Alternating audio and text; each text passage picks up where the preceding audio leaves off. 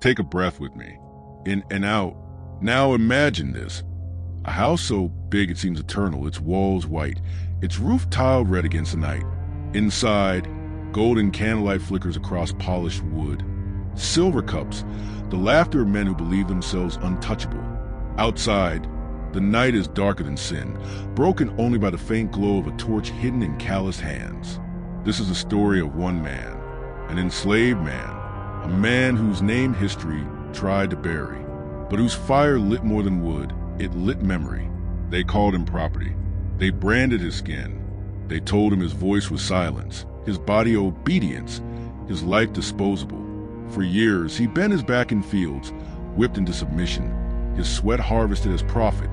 And yet inside, something burned. Pause here. Picture yourself in his place. Each day, rising before the sun, not because you chose, but because you were commanded. Each breath owned, each step monitored, each dream stolen. Imagine looking at your children and knowing they were not yours, that at any moment they could be sold like cattle. How long could you survive before the fire inside you demanded to be freed? That fire smoldered in him, and one night it erupted. But to understand why, we must first walk through the world that chained him. The plantation was not only a farm, it was a kingdom of cruelty. The master's house stood like a fortress, elevated above the fields, a symbol of domination. Each lash of the whip echoed not only on flesh but across generations, designed to teach fear as inheritance. The bell rang at dawn not as prayer but as command. Even silence was choreographed. Every gesture the enslaved watched, measured, punished. But silence is never empty. Beneath it, voices whispered. Around fires, they told stories of warriors in Africa who defied conquerors, of ancestors who carried dignity even in chains, of spirits that protected them in darkness. These whispers were dangerous, for they carried memory, and memory is the seed of rebellion. Pause with me here. Have you ever felt the weight of injustice, so heavy it made your blood boil? That moment when silence becomes unbearable? That was his life. Every day, every whip, every humiliation was tinder, waiting for a spark. And the spark came. Some say it was a beating too cruel to bear. Others say it was the sight of his wife taken by force into the master's room. Others still whisper that he dreamed of ancestors calling him to rise. Whatever the truth, we know this. One night he took a torch in his hand, and he turned silence into fire. Picture it, the sky heavy with stars. The fields hushed, the air thick. He stands before the house, torch trembling in his grip. His breath shakes. His heart pounds like a drum of war. Behind him, other enslaved people watch in silence, fear and hope tangled in their eyes. He raises the torch, and for a moment, the world holds its breath. And then he throws it. The flames catch quickly. Curtains ignite. With splinters, smoke billows into the night. The house, symbol of mastery and cruelty, burns. Inside, chaos erupts. Shouts, screams, crashing glass. Outside, the enslaved see what was once untouchable crumble into ash. For one night, the balance of power shatters. For one night, chains burn with the house. Pause again. Do you feel it? The heat of those flames. The roar of fire devouring walls built on blood? This was more than destruction. It was declaration. A voice louder than sermons, louder than whips, louder than silence. We are not property. We are people, and we will not kneel forever.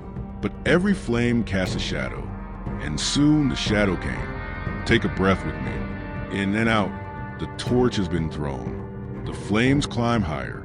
The master's house groans as it snaps and glass shatters. The night now alive with fire. But fire alone is never enough. Rebellion demands more. And that night, rebellion had come. Picture the scene. Shadows racing across the fields, machetes raised, torches blazing. These were not soldiers trained in barracks, dressed in uniforms polished for war. They were men and women who had carried chains, whose hands were calloused by harvest, whose backs were scarred by whips. Their weapons, tools of survival, turned into weapons of war. Machetes dulled by sugarcane, bows sharpened against stone, wooden stakes hardened in fire.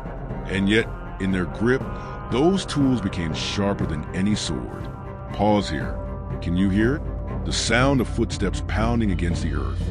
The cries rising in unison, not rehearsed, not trained, but raw, erupting from years of silence. It is not the sound of chaos. It is the sound of clarity. The enslaved declaring, "We will not bow tonight."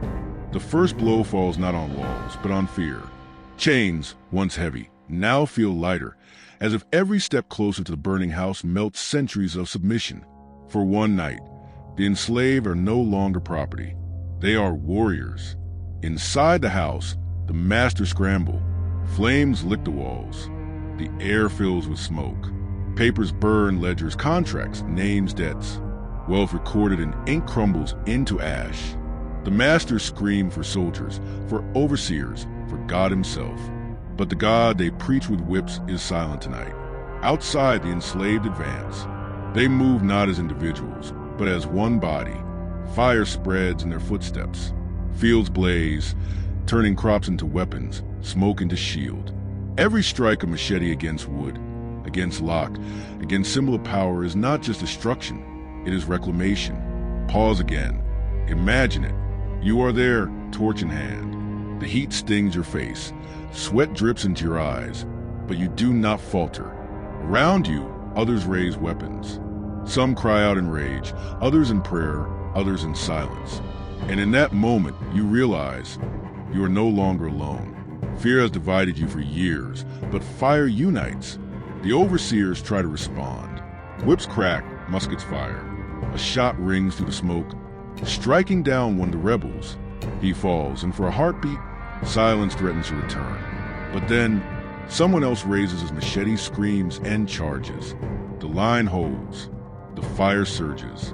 Rebellion is not clean. It is not a painting of triumph frozen in time. It is sweat, blood, smoke, screams. It is a clash of metal against flesh, the crack of wood against bone, the searing pain of wounds carried into battle because there was no other choice. It is messy, it is brutal, and it is real. Pause with me here. Ask yourself, what would it take for you to raise a weapon, knowing you may not see the morning? What would it take to stand when every system tells you kneel? That was their choice. And that night, they chose to stand. The battle spreads beyond the house. Flames consume barns, storehouses, symbols of wealth built on suffering. Livestock scatter, crops burn. The empire's profits, its very heartbeat, are set ablaze.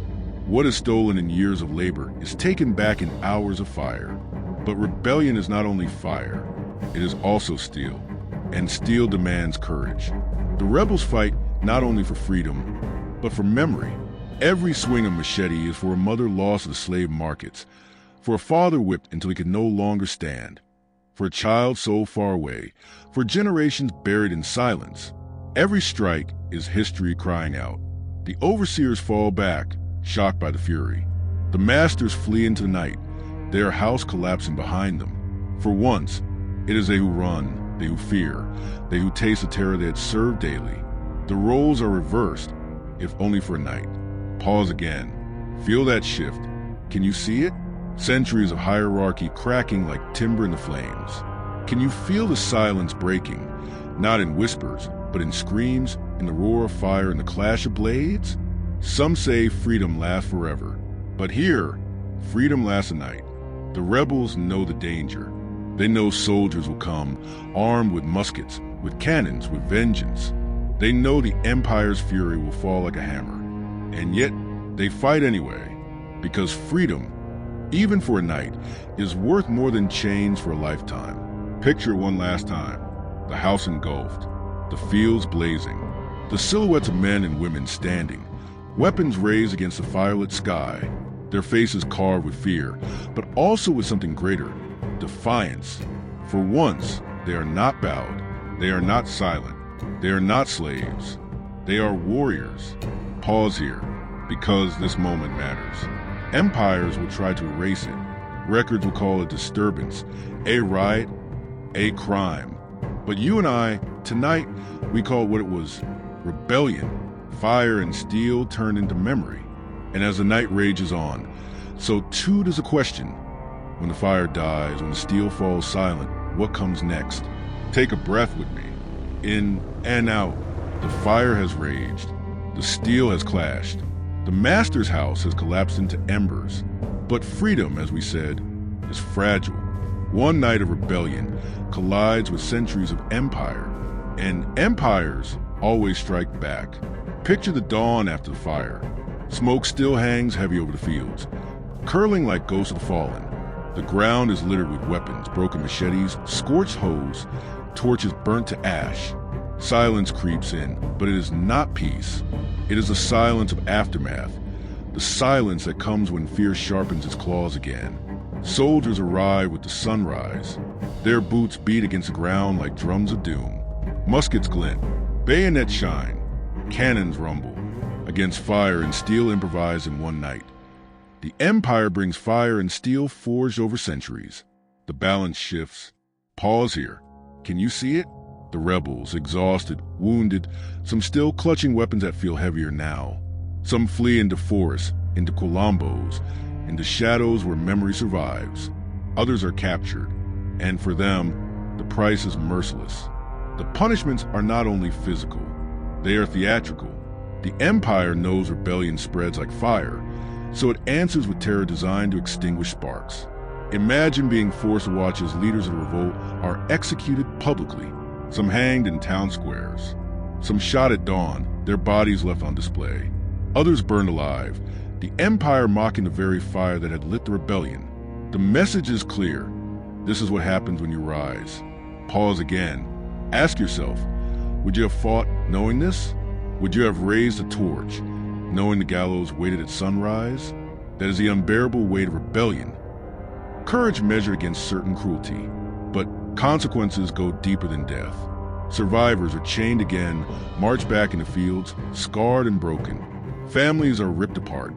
Children sold to distant plantations, wives separated from husbands, brothers torn from sisters. Division becomes another chain, forged deliberately, so that unity will never take root again. And then comes the silence. The empire writes the history. Official records describe disturbances, unrest, disobedience. The word rebellion is erased, too dangerous to preserve. Leaders' names are struck out, stories buried. The fire that blazed in truth is smothered in ink. Pause with me here. Do you see how silence itself becomes a weapon? Whips can scar flesh, but silence erases memory. And what is erased can be repeated. Yet silence never holds completely. Cracks appear. Fragments survive. A grandmother whispers to her grandchildren about the night the fields burned.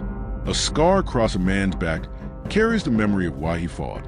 A song, disguised as a lullaby, hides verses of defiance, reminding those who listen, we stood, we fought, we burned. These are the hidden archives of rebellion, not in books, not in records, but in bodies, in whispers, in songs that outlast silence. Pause again. Imagine kneeling in a field, the overseer's eyes on you, your hands raw with labor. You say nothing, you bow, you obey, but in your mind, the night still burns. You remember, and memory is a rebellion that no chain can bind. Still, repression is heavy. Drums are banned, for they carry messages too fast for overseers to catch. Gatherings are forbidden, prayers monitored, even silence itself policed. Fear spreads like a second shadow, and yet, even fear carries unintended seeds. The empire believed terror would erase courage, but every public execution, every lash, every burning stake also carved memory deeper. Children who saw their fathers hang carried that image for life. Wives who watched their husbands whip past that rage to their sons. Trauma became inheritance, but so did resistance. This is the paradox of consequence. The rebellion is crushed. Blood stains the earth. Silence falls like a coffin lid.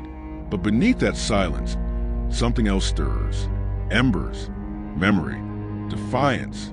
Pause again. Ask yourself, what is stronger in the long run? Fear imposed by empire or memory carried by the oppressed? History shows us memory waits. The rebellion of the slave who burned the master's house may have ended in chains, but it did not die.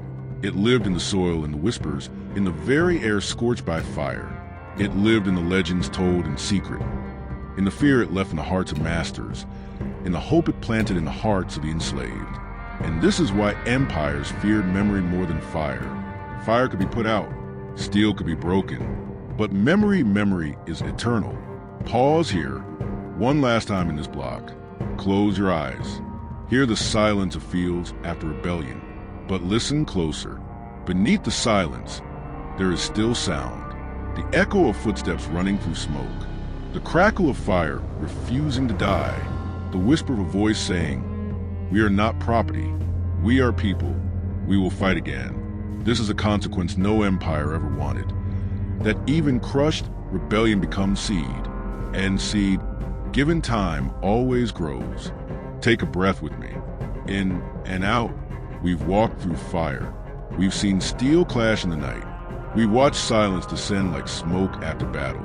And now, here we stand at the edge of memory, not just looking at what happened, but asking ourselves what it means.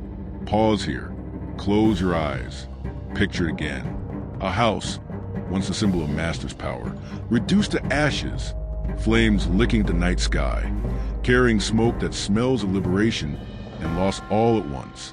For one night, the enslaved were not property. They were warriors. For one night, chains cracked, fear reversed, and history tilted. That night did not last, but memory did. And memory is where we begin again. Pause. Let that settle, because here lies the truth. Rebellions like these were never meant to survive in history books. They were meant to vanish, buried under silence, erased by ink, dismissed as disturbances. The empire wanted obedience to be eternal, but the fact that we are speaking of it tonight, that you are listening right now, proves the empire failed. Ask yourself, why do we remember battles fought by kings, yet forget rebellions fought by the enslaved? Why do we honor palaces with monuments, yet leave burned fields unmarked, unvisited, unnamed? The answer is power. Power chooses memory. Power decides whose story gets told. But power cannot stop whispers.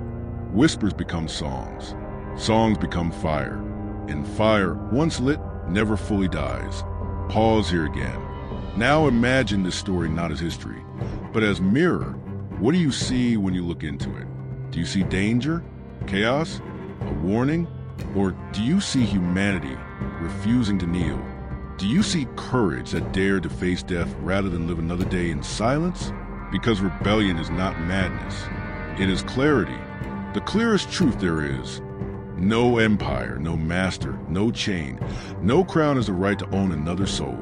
Take another breath. In and out. The slave who burned the master's house is not just a story of destruction.